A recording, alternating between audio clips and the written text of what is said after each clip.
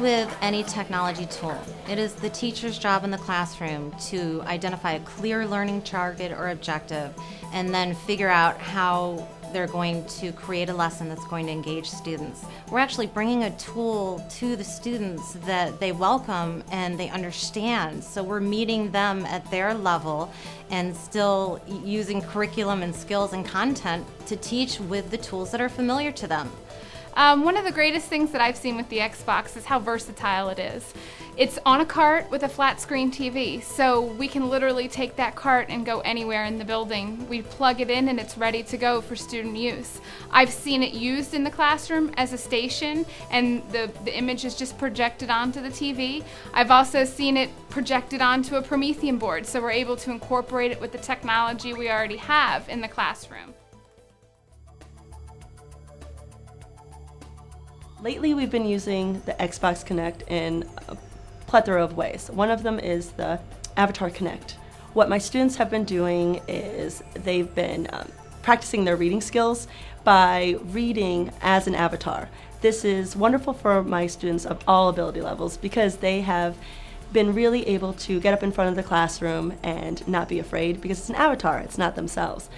At the very beginning, the gods ruled over an empty world from their home on Mount Olympus, where they lived in halls of sunlight and cloud. It was Prometheus who made the very last creature of all. With math, one of the benefits is, especially with some of our ELL kids or our students who aren't strong readers, they can actually start to learn the concepts by experiencing real life problems. Instead of having to read a problem in a book, they're actually creating their problems and they're able to see it visually versus having to tear apart a piece of reading where that might be an area they struggle with. So our correct answer is going to be 8 tenths because we want to round to the nearest tenth.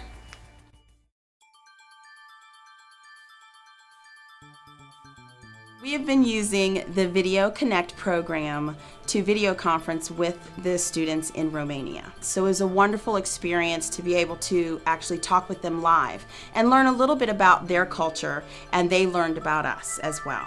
Global exchange is a very important thing to do within our schools today.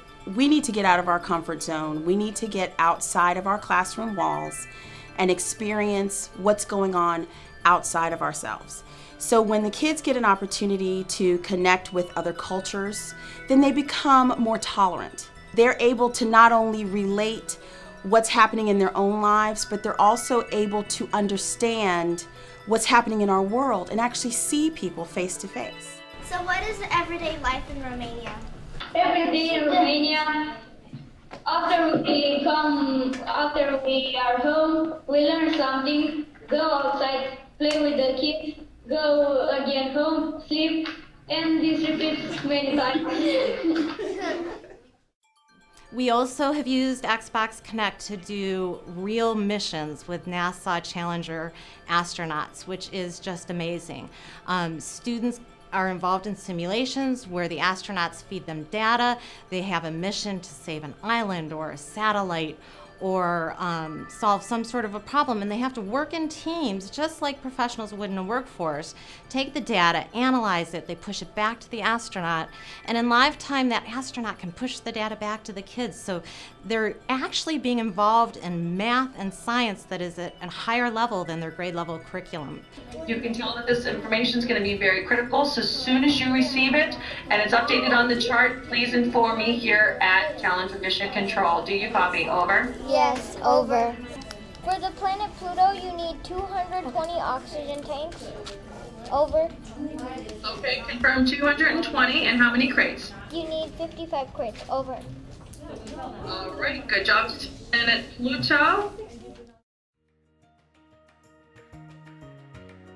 We are extremely excited about the possibilities of implementing both the Avatar Kinect and the Xbox Kinect environments in classrooms where students with special needs can be supported through this kinesthetic type engagement with both their curriculum and external activities. We're specifically focusing on students who have social communication needs and looking at IEP goals and how Avatar Connect environment can perhaps foster an increase in those social communication skills of students with autism or students with emotional disabilities. We're looking at students with physical impairments and how the technology might be able to support them in engaging with various types of activities, both surrounding sports and other curriculum type activities. And we're looking at globally how this type of technology can help leverage the engagement of students as everything that we're doing here from the assistive technology team aspect centers around the Universal Design for Learning framework, and the team that evaluated this technology really saw that how this type of support can really dovetail nicely into that framework and how we're providing services to students, and really hopefully finding a way to engage more students in the classroom that otherwise have had challenges in the past. In the special education setting, we've also used the Kinect avatar to have children look at, many of our students have difficulty reading facial expressions. So one of the things we've done is to use it to have them talking to some of their peers, to have them talking to their teachers, and then to be able to look and analyze some of the facial expressions that they see on screen. The Kinect software is a software that I found is very, very helpful in getting the kids up and moving, not only to move one part of their body, but to move their entire body. We can offer the Kinect as a station, and kids really look forward to that, and it focuses in at the work that they're going to do there, because at the end of the day, it's the data tracking that's on their software, and they go, hey, well, I got a 19, or hey, I got an 18, or hey, I got a 25. And the real life application of the Kinect system is far and exceeds any other type of software that I've seen. The thing that I've seen the most effective has been the Just Dance video games.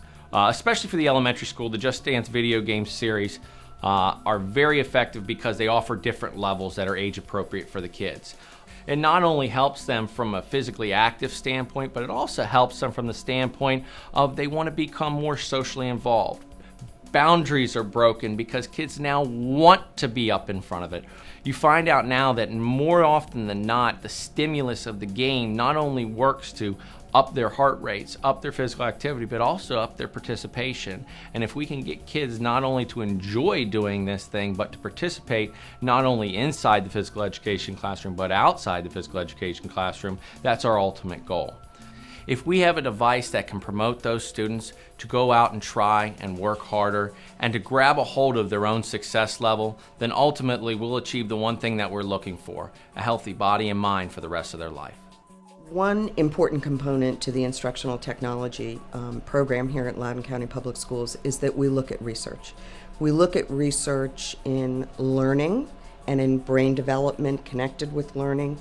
And we also look at the research in technology, what's happening in the world of technology, and how could it have benefit for us in education. And there is a very solid foundation, many years of research on active learning, that the more we can engage students in their learning activities, immerse them in their learning activities, the better the learning is and the greater achievement for students.